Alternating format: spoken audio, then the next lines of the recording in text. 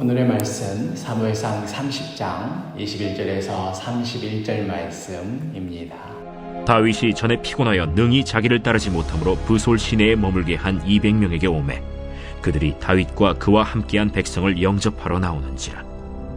다윗이 그 백성에게 이르러 문안하매 다윗과 함께 갔던 자들 가운데 악한 자와 불량배들이 다 이르되 그들이 우리와 함께 가지 아니하였은즉 우리가 도로 찾은 물건은 무엇이든지 그들에게 주지 말고 각자의 처자만 데리고 떠나가게 하라. 나의 형제들아, 여호와께서 우리를 보호하시고 우리를 치러 온 그 군대를 우리 손에 넘기셨은즉 그가 우리에게 주신 것을 너희가 이같이 못하리라. 이 일엔 누가 너희에게 듣겠느냐?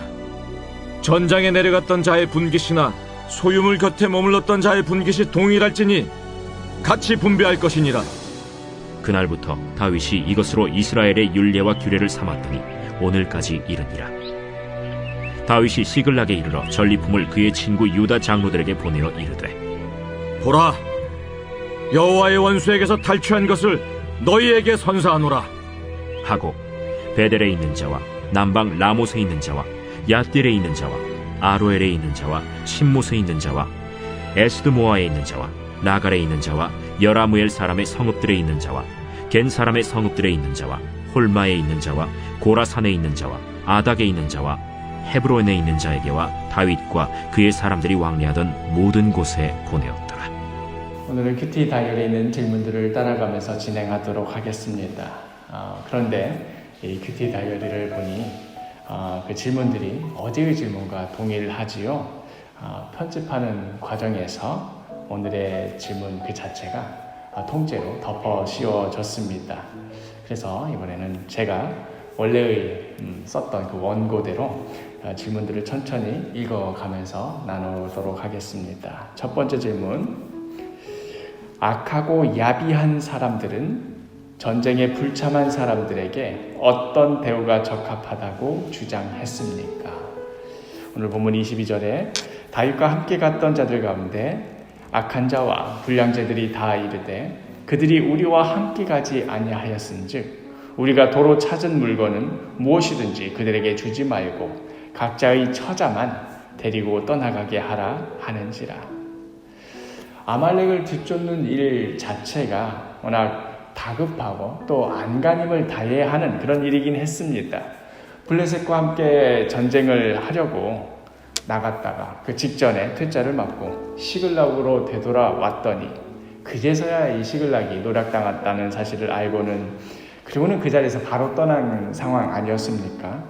그래서 달리다 지쳐서 더 이상 강을 건너지도 못할 정도로 소진된 200명을 부솔 시내가에 남겨두고 떠나야만 했습니다.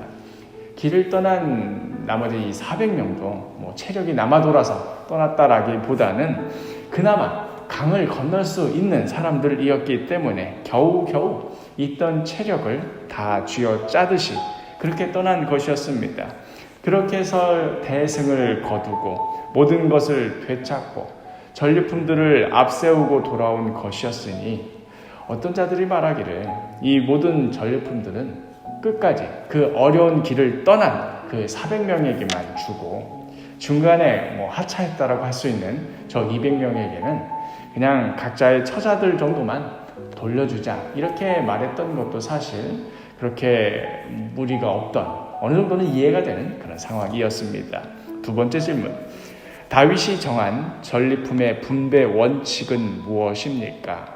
23절에 다윗이 이르되 나의 형제들아 여호와께서 우리를 보호하시고 우리를 치러 온 그 군대를 우리 손에 넘기셨은즉 그가 우리에게 주신 것을 너희가 이같이 못하리라. 그러나 다윗의 입장은 분명했습니다. 애초에 길가에 버려진 이 애굽 노예를 찾게 되었던 것도 하나님께서 예비해 두셨기 때문에 가능한 일 아니었는가?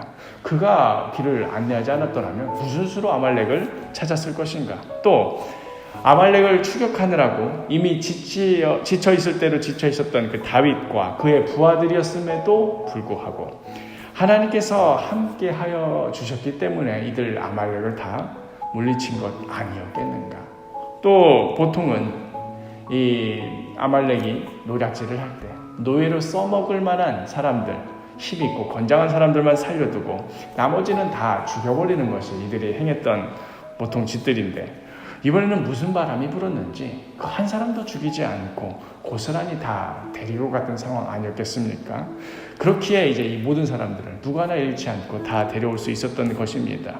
이 모든 것이 하나님께서 그렇게 하도록 행하시지 않았더라면 어찌 우리 인간이 노력한다 한들 그 근처라도 우리가 갈 수 있었겠는가? 그렇다고 한다면 이 모든 전리품들은 하나님께 은혜로 받은 것으로 여겨야지 자신의 능력이나 어떤 힘으로 얻은 것이라 주장해서는 안 된다는 것이, 이것이 다윗의 분명한 원칙이었습니다. 세 번째 질문, 전리품을 배분하는 문제에 있어서 다윗은 어떠한 결정을 내립니까? 24절에 이 일에 누가 너희에게 듣겠느냐? 전장에 내려갔던 자의 분깃이나 소유물 곁에 머물렀던 자의 분깃이 동일할지니 같이 분배할 것이니라 하고, 그리하여 다윗은 이 원칙에 따라서 전장에 내려갔던 자의 분깃이나 소유물 곁에 머물렀던 자의 분깃이나 동일해야 함을 누구나 다 하나님의 은혜로 얻은 것으로, 그렇게 받은 것으로 여겨야 함을 원칙으로 삼고 이후로부터 이것이 이스라엘의 율례와 규례가 됩니다. 마지막 질문, 몇몇 부하들이 자기의 소유권을 주장할 때에 자신의 힘과 능력이 아니라 이 모든 게 하나님께서 선물로 주신 것이라고 겸손히 인정하는 다윗을 보며 무엇을 느낍니까? 처음에는 다윗이 어떻게든 블레셋 아래에서 자신의 재주와 힘으로 사울의 추격으로부터 피해보려고 했던 그런 다윗 아니었습니까? 막상 그렇게 해보니 또 어느 정도는 성공하는 듯 보였습니다. 진작에 이렇게 살았더라면 그동안 사울로부터 그렇게 고생 안 해도 되었을 텐데 하는 생각마저 들었겠지요. 그러나 하나님의 사람이 세상 사람 아래에 들어가서 세상 사람인 양 살아가는 것 자체가 많은 대가를 치러야 하는 일이었습니다. 자신의 본심을 감추느라 철저하게 이중생활을 해야 했으며, 또 심지어 블레셋과 한편이 되어서 이스라엘과 전쟁을 해야 되는 그런 상황에까지 내몰렸습니다. 그러나 하나님께서 이 모든 것을 막아주셨습니다. 비록 시글락이 침략을 받기는 했지만 다시 하나님 앞에 엎드리며 하나님만을 굳게 붙들 때에 모든 것을 다시 다 회복시켜 주시는 하나님의 은혜를 경험하였습니다. 이번 시글락 사건을 통하여서 다윗은 다시 한번 자신은 죽었다 깨어나도 하나님의 사람이며 하나님의 은혜가 아니면 단 한순간도 살아갈 수 없음을 새삼스레 다시 깨닫게 되었던 것입니다. 이것이 다윗의 다윗다운 모습이며 또한 동시에 하나님의 자녀된 우리다운 모습 아니겠습니까?